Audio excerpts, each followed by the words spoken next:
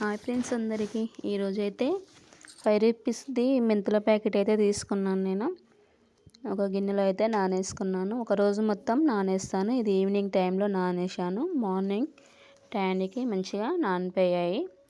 నేను ఒక చిన్న బాక్సులలో అయితే మట్టి అయితే తీసుకున్నాను. ఇక్కడ మన మెంతులు అయితే నానాయి. ఈ విధంగా నానితే సరిపోతుంది. ఈ విధంగా అయితే మెంతులను అయితే వేసుకుంటున్నాను మెంతి కూర కోసం.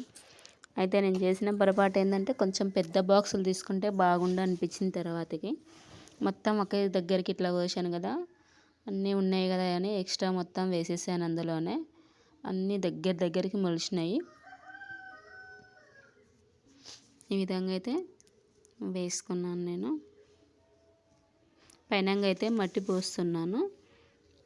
ఇట్లనే ఉంటే రావు కదా చెట్లు. పైన అయితే మట్టి వేస్తున్నాను.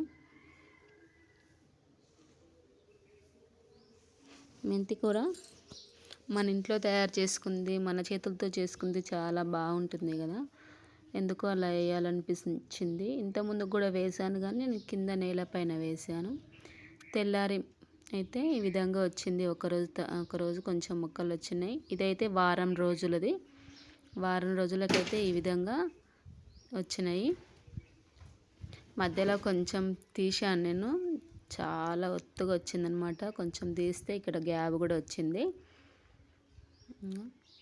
ఇది ఇంకా ఇలాంటి బాక్స్ ఇంకొకటి అయితే మంచిగా సరిపోవు అనిపించింది నాకు. ఇంకా ఇదైతే 10 రోజులదనమాట.